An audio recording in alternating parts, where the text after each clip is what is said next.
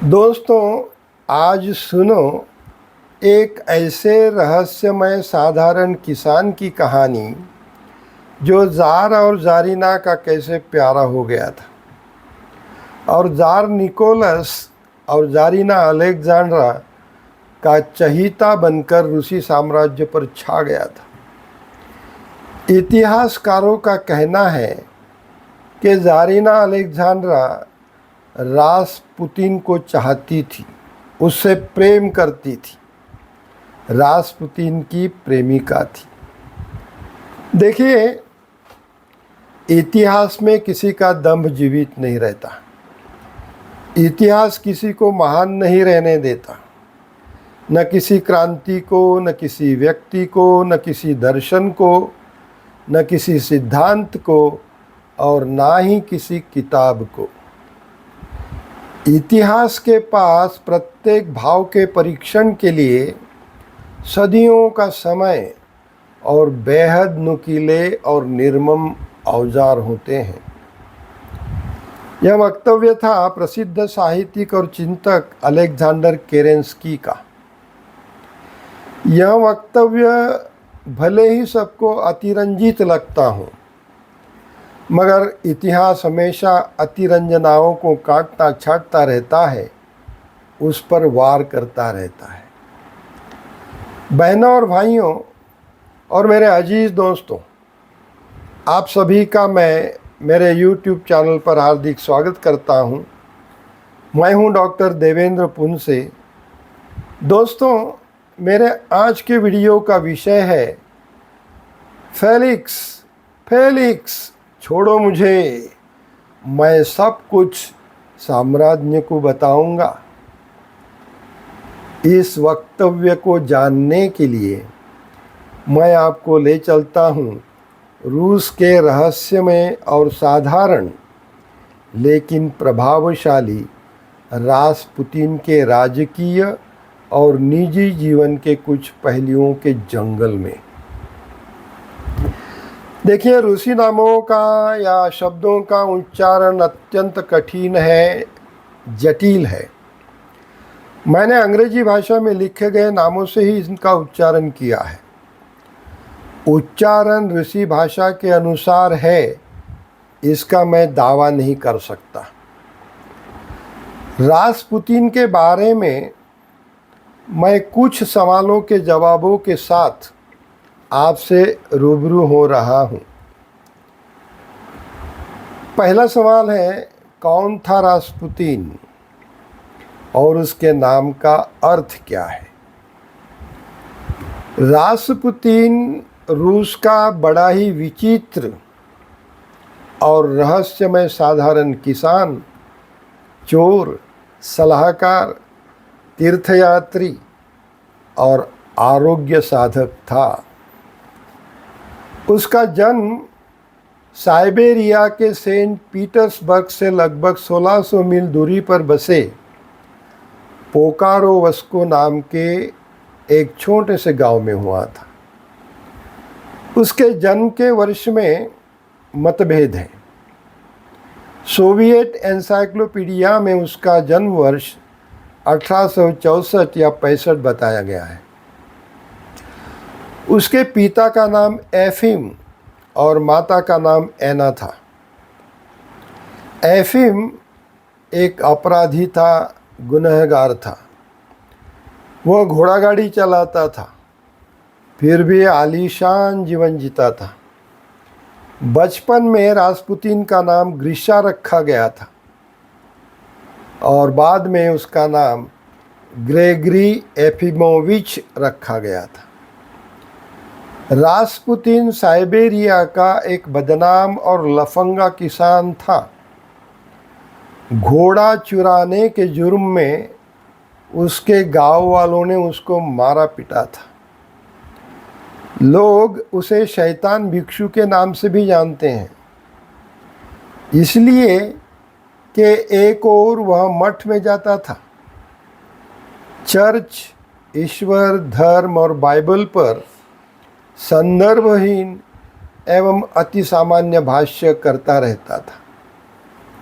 तो दूसरी ओर वह शराब, चोरी, मारपीट, स्त्रियों के साथ देह संसर्ग में लिप्त रहता था। 15 साल की उम्र में उसने शराब पीना शुरू किया था, लड़कियों के साथ संबंध बनाना शुरू किया था।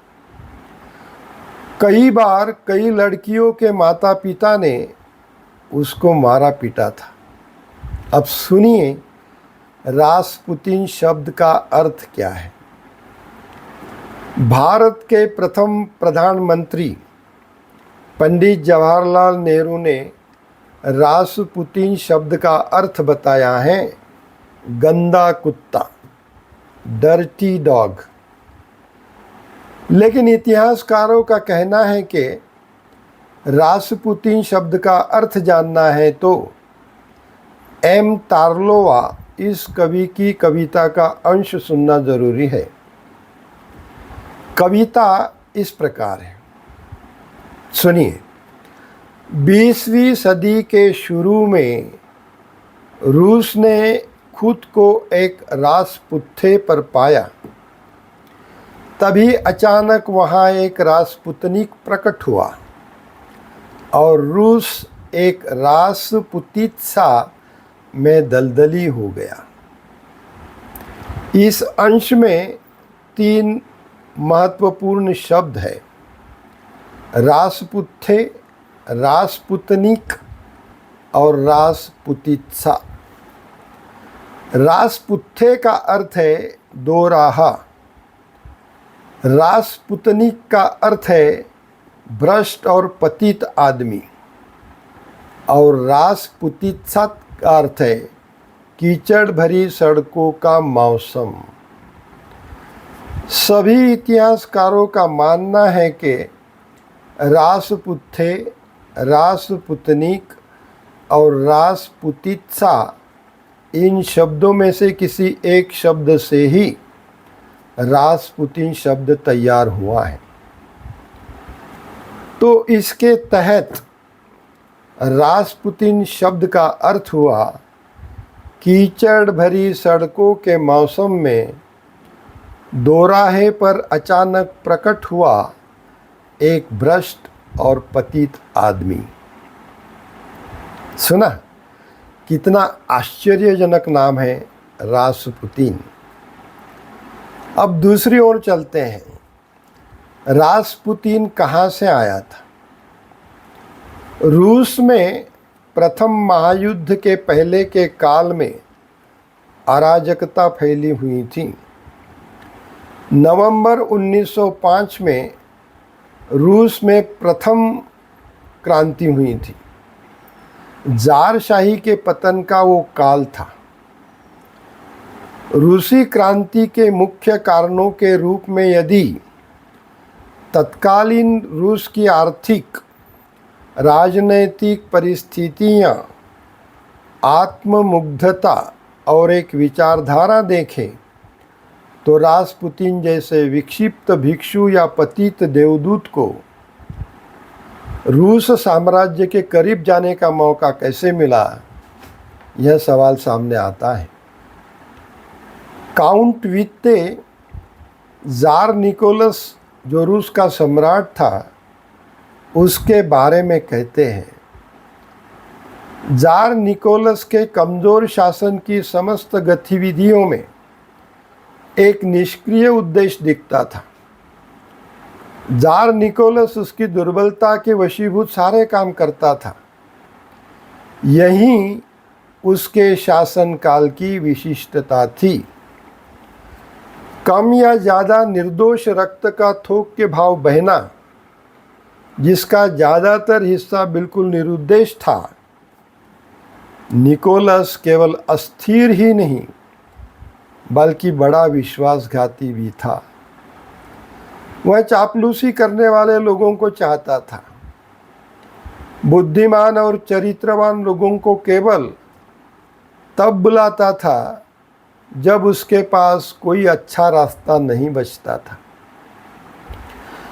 तभी रासपुतीन उसके औषधीय करिश्मे के बलबूते पर रूसी राजमहल तक पहुंच गया था। रास्पुतिन सपने में हमेशा अलौकिक ईश्वरीय दृश्य देखने का दावा करता रहता था।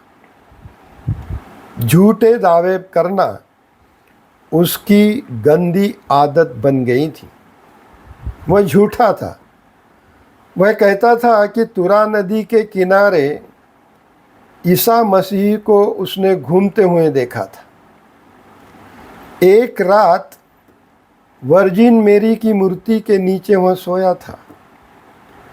सुबह जागा तो देखा कि मूर्ति रो रही थी और मेरी की मूर्ति ने उससे कहा था, मैं मनुष्यों के पापों के लिए रो रही हूँ।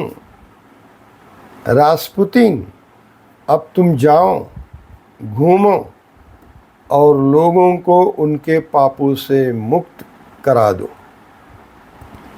देखिए, 10-15 मिनट के इस वीडियो में रास्पुतिन जैसे चमत्कारिक आदमी की कहानी पेश करना बड़ी मुश्किल बात है। तो सुनिए, रास्पुतिन के जीवन की तरह ही उसकी मृत्यु भी बड़ी असामान्य थी। 1916 के अंत तक रास्पुतिन को मारने के कत्ल करने की साजिशें रची जाने लगी थी। रूस के प्रिंस फेलिक्स यूसुपोव ने रास्पुतिन की हत्या करने की ठान ली थी। फेलिक्स यूसुपोव रूस के धनी और शक्तिशाली परिवार से जुड़ा हुआ था। उसने व्लादिमीर पुरिशकेविच और अन्य हत्यारों को उसका दिली मकसद समझा दिया था। सभी हत्यारों ने रास्पुतिन को मारने के लिए 3 बार प्रयास किए थे। पहली बार रास्पुतिन को जहर पिलाया गया था। दूसरी बार उसके बदन पर बंदूक की गोलियां दाग दी थी और तीसरी बार उसे बर्फ जमी नदी में फेंक दिया गया था। हत्यारों ने रास्पुतिन को मारने के लिए 3 बार जो प्रयास किए थे वो इसलिए किए थे कि वह किसी भी हालत में जीवित ना रहे। वीडियो के अंत में सुनिए, रूसी क्रांति ज़ारशाही के बगैर बिल्कुल भी समझी नहीं जा सकती। क्रांति, ज़ारशाही और रास्पुतिन का एक त्रिकोण था। रास्पुतिन की जीवनी विश्व की सर्वाधिक परिवर्तनकारी घटनाओं में से एक है। फेलिक्स, मैं सब कुछ साम्राज्ञी को बताऊंगा। रास्पुतिन के ये आखिरी शब्द थे। जब रास्पुतिन का शव ताबूत में रखा गया था, तब ताबूत का ढक्कन बंद होने से पहले ज़ारीना अलेक्जेंड्रा ने 2 चीज़ें रास्पुतिन के सीने पर रखी थी। पहली एक मूर्ति थी जिस पर उसके जार निकोलस और उसके बच्चों के दस्तखत थे, और दूसरा था एक पत्र। इस पत्र में लिखा था, अलेक्जेंड्रा ने लिखा था, मेरे प्यारे शहीद, मुझे आशीर्वाद दो कि यहाँ नीचे मुझे दुख और उदासी से भरा जो रास्ता तय करना है उस पर हमेशा आप मेरे साथ रहें। ऊपर अपनी पवित्र प्रार्थनाएं करते समय हम सबको याद रखना। तो बहनों, भाइयों और मेरे अजीज़ दोस्तों, आज के वीडियो में बस इतना ही। और वीडियो के अंत में मैं आपसे दिली गुजारिश करता हूं कि आप मेरे चैनल को सब्सक्राइब करें, जो भी हो आपकी अमूल्य राय दें और मेरे चैनल को लाइक करना न भूलें। धन्यवाद।